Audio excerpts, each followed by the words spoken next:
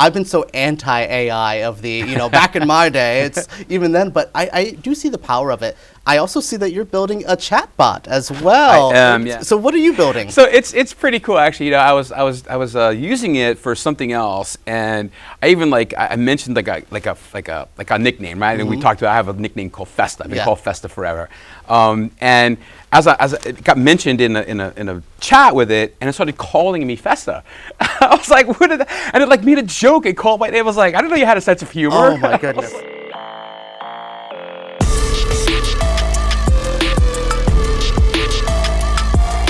Hello everyone and welcome to On the Grid. My name is EJ Moreno, and for this show, we spotlight people who make the Tampa Bay area even better. My guess though, you are making the internet better. You are a World Wide Web kind of human being. That's what the WWW stands for, everyone. My guest today is Steve Scott with Tampa SEO Training Academy. It's a mouthful, yeah. Yeah, that was a full title, but I got it all. Thank you so much for joining me today. Great to be here, EJ. So we talked in the beginning a little bit before we got on camera that I asked you if you were from the Web 1.0 days. Yes. I'm obsessed with Angel Fire, that early era of internet. But you go back a little bit further with your love of computers. Yep. Tell me about what started your tech love. Man, it started, I was like 15, 16 years old, and I actually bought a computer called a VIC-20. Okay. And I used a big old TV CRT screen. I recorded everything to a cassette tape. 16-year-old kid, just sitting there playing and trying to make Pac-Man in basic programming language. So yeah, it's a long time ago. And then that passion kind of stayed there, obviously, to where you go now. What was that middle ground of going from 16-year-old you trying to build Pac-Man to what you're doing now? What was kind of that middle age of 80s to 90s computerness? Yeah, so I went to college at Pace University for a little while. I was trying to get a computer programming, computer science degree, and I wound up spending the first semester with punch cards and COBOL programming, and I was like, this is ridiculous, and I didn't touch an actual computer, and I was using PCs already. And so I got out of that actually and went into business. Got into business programs at college, and when I got out of college, I was looking for a job. I was working in the Manhattan area, and I wound up going to a training company. And the training company was teaching, everybody was just getting PCs. So everybody just got Windows and a mouse. Nobody knew what a mouse was, how to use one. And so I was teaching people from all the Fortune 500 companies in the city. I was going all over working for a big organization. And I was teaching them how to use a mouse, how to use Windows, how to use Excel and Word, and those kind of programs. And then I got drafted by the sales team to do some private stuff for their group. So I was now traveling around the country to teach people at IBM, at American Express. So I kind of got into the computer world that way.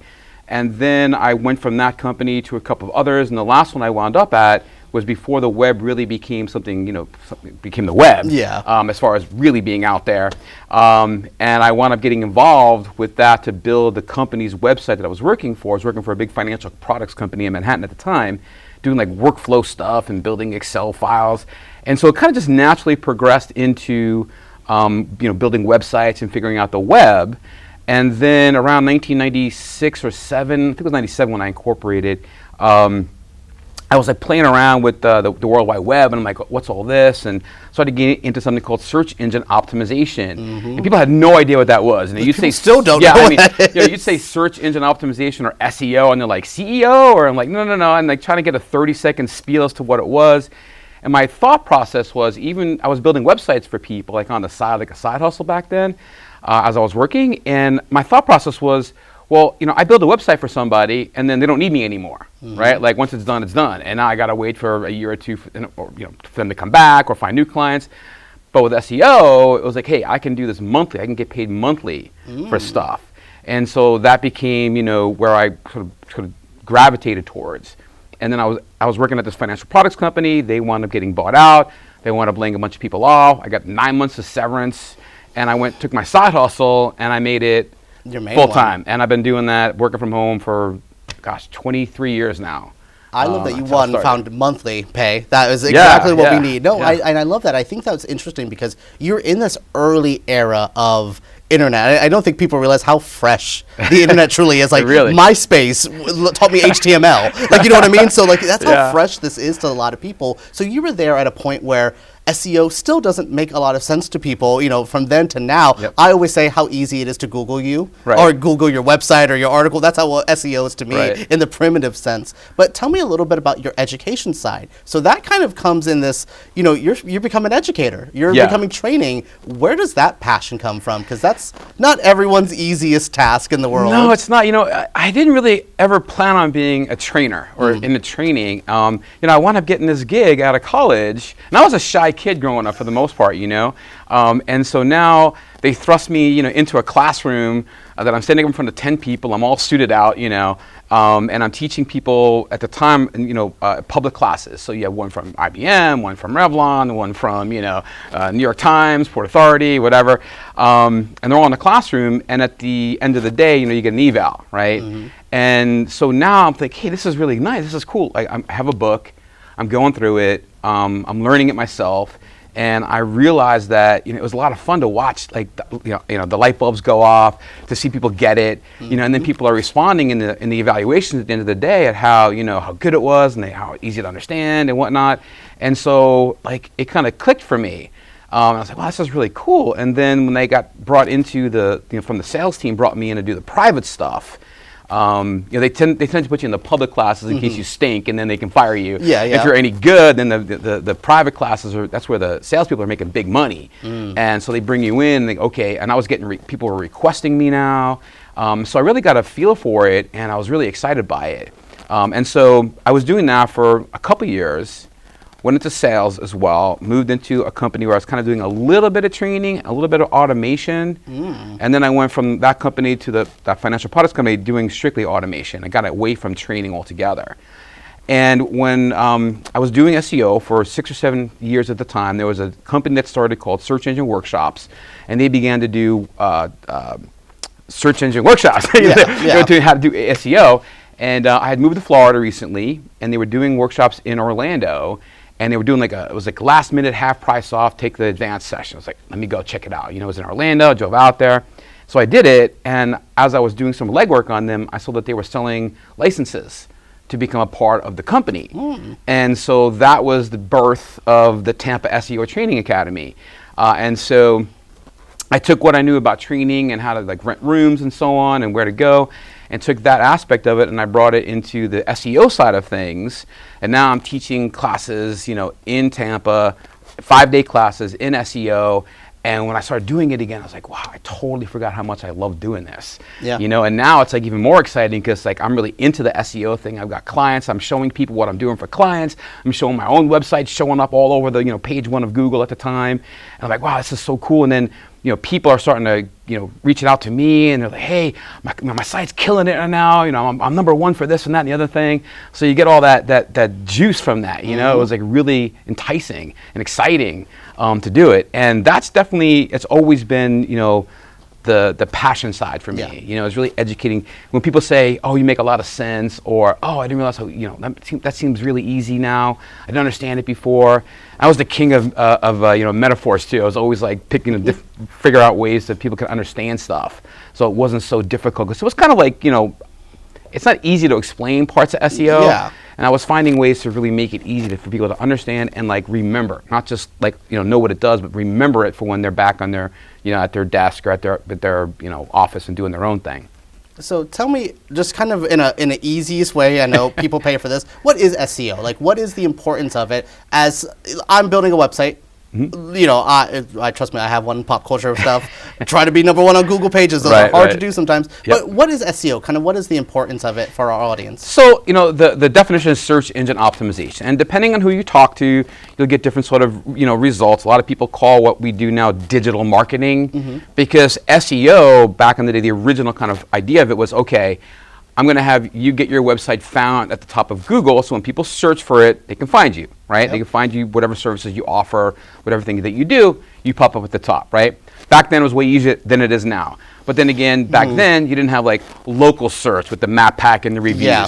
You didn't have social media. Or AI. You didn't have AI, which is the latest thing that's making everybody crazy. You didn't have a lot of stuff now we call our 0-click searches. So I think the number is 54% of all searches never result in anybody actually clicking into a website, right? Because now you're either getting an AI result, or you're looking for the weather and it's right on Google, or you're looking for those AI results too. You know, so I mean, and some people love it, some people hate it. It kind of depends on what you're looking for. So it was way different back then. So today, when I say search engine optimization or just search, you know, the idea is, hey, you're looking to build your business, to find people. So whatever it takes to get your site found, and not just one place now, it's all places. Right now, you need to be found on Facebook and Instagram and LinkedIn and you know, any of the other networks you might be on. And now you don't have a website, you have a web presence. Right, so it's different, and you have to maintain a presence across the board, and they all kind of interact and work together. So think of it almost like a recipe, you know, but it's a recipe with like 200 plus ingredients, and you know, you mess up one, and the whole thing goes to hell in a handbasket. And so, and the way Google's changed, now it's not so much about a keyword phrase that you're using anymore. Now it's more about your they call it EEAT, which stands for experience, your expertise, your authority, and your trustworthiness. And all of that comes from really time, energy, effort, because, you know, if you're brand new to the business or any business, well, what value do you have? What authority do you bring? What trust do you get? And so they're trying to understand how good you are, how well known you are by other things around the web. So it's gotten quite complex over the years, and it's much, much harder than it was, let's say, 20 years ago. Yeah, I could only imagine of the growth of it. Because again, I work for a pop culture website, and we're always battling the Google, battling this of what works better. How do I get on page one of, you know, the Google searches? It is a battle, but that's what, thankfully, your you know, training academy gets to come in. Tell me about getting to build, you know, the Tampa SEO Training Academy. Tell me about the early starts of that. So the early starts were an in-person. We were strictly in-person, okay? No video on demand, no, you know, no recorded stuff. It was like, you're gonna come into class, you're gonna sit down with me for 5 days, you know, we're gonna go through stuff, you're gonna have all your questions answered, and then even after class, you had 6 months of mentoring, so you can call me up, you can send messages, you can email me, text me, I would get on the phone with you, or do like, we weren't using Zoom back then, but similar things to it back then. And you know, getting the ability of people to come into class, most of the time was either business owners, entrepreneurs. We would also get like web designers and developers would come in. Other people looking to get into the SEO business, or just sort of like I started. The idea was, hey, I want to make sure I'm doing right by clients. Maybe get a new tip or a new tool I didn't know about. And so the early days were 5-day classes, broken out into 2-day intro, a 3-day advanced. And I always ran them as a full week, and you can come for the whole week and take, you know, the whole thing all at once. And those are great for a long time. But over time, you know, as YouTube became more popular, as you had things like Udemy starting to come out, and other training things like that. Now there's a million of them these days.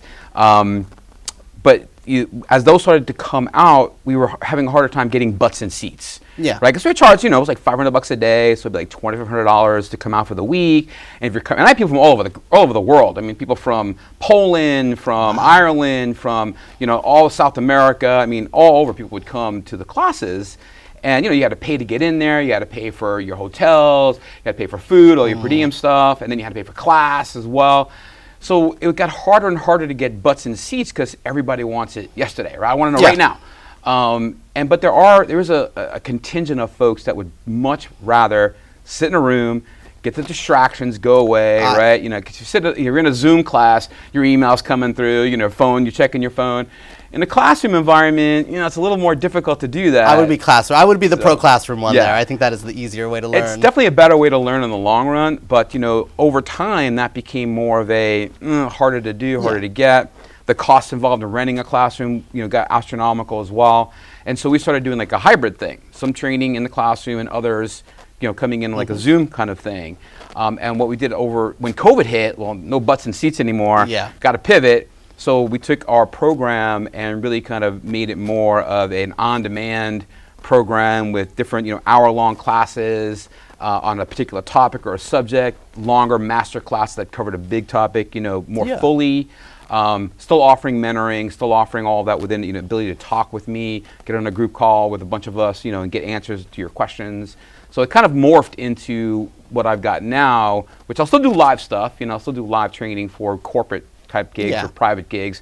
But if you're a small business, you know, you don't have a whole lot of money to lay, you don't have $2,500 to lay out in a week of your time, much easier to come do the membership program and, kind of learn it on your own time, ask questions as you need it. So it's morphed a lot over the years. Have you run into the era of influencers? Have they started to come to you of the, maybe not a business, but a individual person? Because again, that is a hard world. I can imagine I don't do the particular Instagram influencer, but you would need some help. It's not an easy world. Social media marketing is not an easy world to get into. So have you seen a lot of just individuals started coming in the post, especially post-pandemic? It's definitely different now. The influencer side of things is something that I'm still trying to cultivate myself.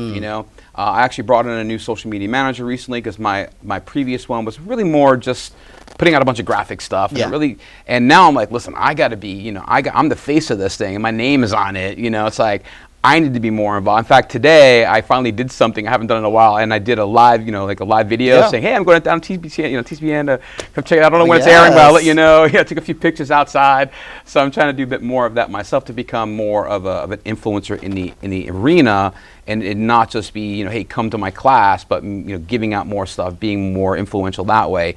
And then on the other side of the coin, I get people reaching out to us about helping them or reaching out about being on their podcast or whatever, and I'm always game to do things like that. So it's definitely a whole other angle. People don't typically go to social to like search for things when they're in need. They may run across it as they're doing their day-to-day, but it's more, I call it more interruption marketing, right? You're kind of in the middle of something and you go, oh yeah, I'm thinking about that, and you hit a button or you'll get a PDF or you'll fill out some form. I didn't know there was a name for getting distracted on the internet. I call it that. I call it I like marketing. that. Yeah, it's like you're kind of doing your thing, looking at your friends' walls or whatever, and all of a sudden like this ad comes up and you're like, didn't I just say that to my friend on the phone the other day? Oh, trust me. That or I get stuck in Wikipedia holes right now. I'll start off one, I'll click something, and I'm like, now I'm in the middle of Egypt. Like, how did I go from this movie to ancient Cairo? Like, it's interesting how the internet works, and I love that you've been kind of seeing the whole trajectory. What is, I think, the biggest change you've seen from, let's say 99 even, because I'm a very Y2K era kind of human being. What about that, like 99, when my internet still came on a disc, to now? What's something you think is, other than the obvious of it is all very different, what's, I think, one of the biggest differences you see? So the biggest change, honestly, that I see in this is back then, you had to have the word or phrase that somebody was searching for on your page. Had to be there. It'd be throughout the page content, all different places, because Google didn't understand intent. They didn't understand they didn't understand the meaning of what's trying to be said. And so you get all this crappy content where people just kind of stuffing the same word over and over and over again, didn't really read well, wasn't grammatically correct, and what's going on. Caught up all my movie reviews from 2016, where I was like, put the movie title in every couple blocks. But that's what we were taught at that exactly, era. And that's what we were teaching. I mean, that's how it worked, things work that way. And what's been so dramatically different now is Google understands intent.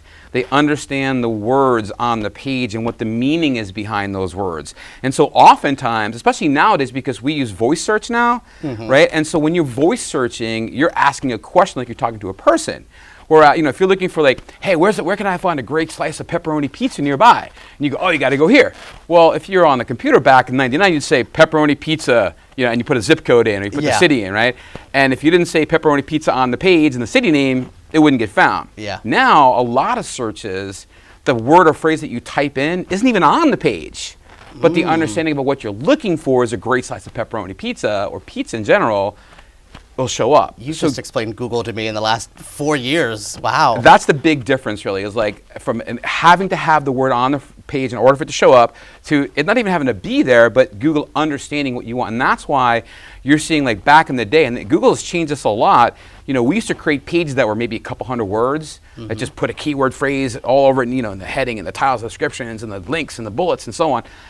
And now it's you have to have pages of content of 1,200 words, 1,500 words, 2,500 words to even have a chance. And instead of having multiple pages, each having their own little nugget of information, now it's all going to be one big page that says this is everything you need to know about a topic. This is soup to nuts. Here's everything you need to know, and answer all the questions anybody might have that's interested in this. and bring it in. I mean, I'm redesigning my website right now, and I've been using my own stuff as well as, feeding it into AI, feeding everything into it, what I've written in the past. I'm feeding it my YouTube videos and feeding it my PowerPoint presentation. I'm giving it everything that I've done and saying, okay, using this as the baseline, and here's my existing, give me some content this long, break it out into this, give me headlines, give me calls to actions, give me bullet points. And it's amazing, not only does it help you build that stuff out really quickly, but it's writing in your voice, in your tone, in your mannerisms almost. So there's a lot of value that I'm seeing now with AI and how it's changing, but the content's 2,500 words long. Yeah, when we would do news articles, so let's say someone got cast for a movie, my boss would be like, we need at least 180 words to get onto Google. For them to kind of acknowledge it as a news story. Yeah. And that's changed now, we've noticed. And now it's like, no, now we're fluffing up words of like, how do I fill out the rest of it? And it's so interesting because I've been so anti-AI of the, back in my day, it's even then, but I do see the power of it. I also see that you're building a chatbot as well. I am, yeah. Tell me about, one, because I'm just talking to ChatGPT, and it's just like, EJ, that was a great idea. Give me a little fire emoji, and I was like, that was the most human the AI ever sounded. So I was like, weird. So what are you building? So it's pretty cool, actually. I was using it for something else, and I even I mentioned like a nickname, right? And we talked about, I have a nickname called Festa. I've been called Festa forever, and as it got mentioned in a chat with it, and it started calling me Festa. I was like, what did that? And it made a joke and called my name. I was like, I didn't know you had a sense of humor. Oh my goodness. Skynet. The Terminator fan is always too scared when AI starts it's getting closer. Oh, yeah, but it's getting closer. So what are you building with it? What's the goal? I'm basically so I have 80 hours of content on my on demand, and we keep adding to it, right? Wow. So I'm basically feeding it all of my content that I've created, all my PowerPoint presentations, all of my web pages and the information there. I've got information like my proposals that I write for both private and public stuff, consulting programs. I had done some work for a while back with the video company to do some videos, and they gave me a really great questionnaire to really dig under the hood about the business and who's the enemy in the business and who's your competition and so on. Fed all that information into it, and it's taken a while, and it's about 2 weeks now, and it's basically going to create a chatbot, like I'm calling it Steve Scott SEO GPT, and you'll be able to talk to it like you're talking to me. It's going to have all of my information. I'm even going to try to program in, because there's other AI that you can replicate your voice. You've probably seen this on, like Denzel Washington getting replicated, or Tony Robbins' voice, and it's not really them. Yeah. And so it's going to be something where you can go in, ask it a question about SEO. It'll respond with how I would respond, information from my material, point out different places that you can go to visit stuff.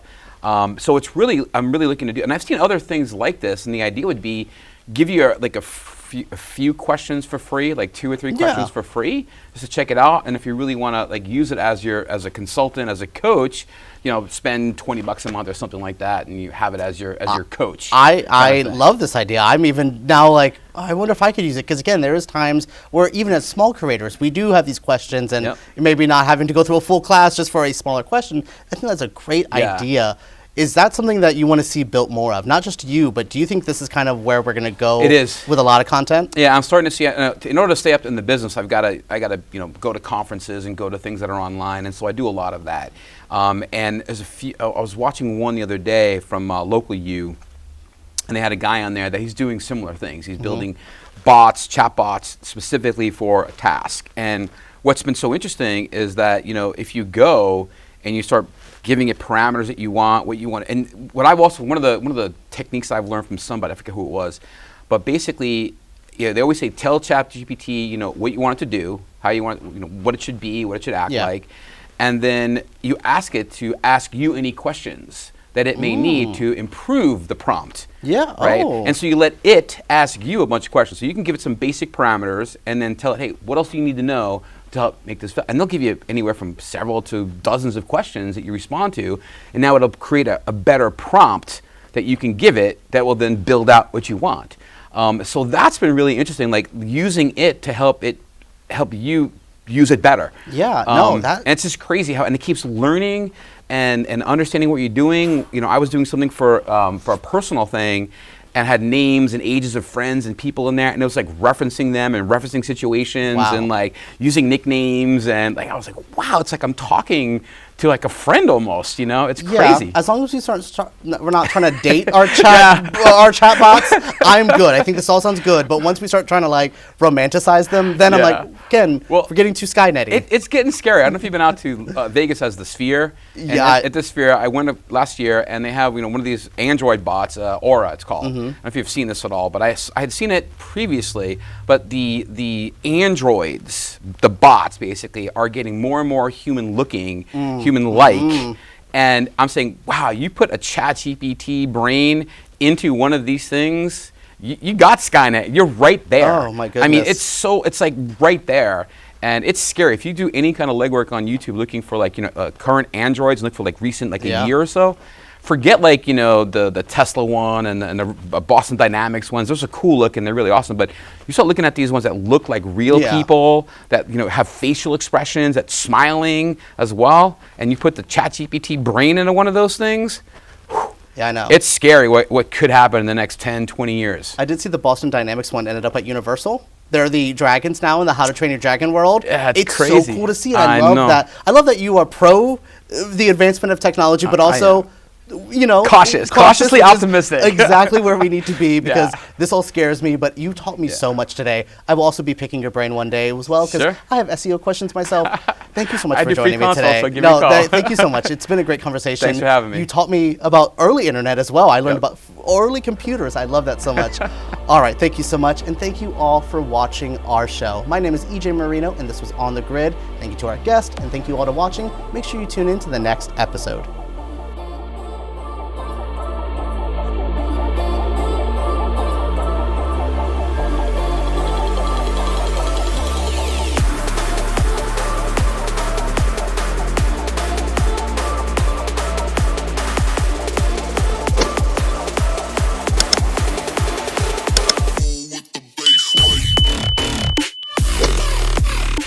Hi, this is Steve Scott with the Tampa SEO Training Academy, and you're watching the Tampa Bay Community Network.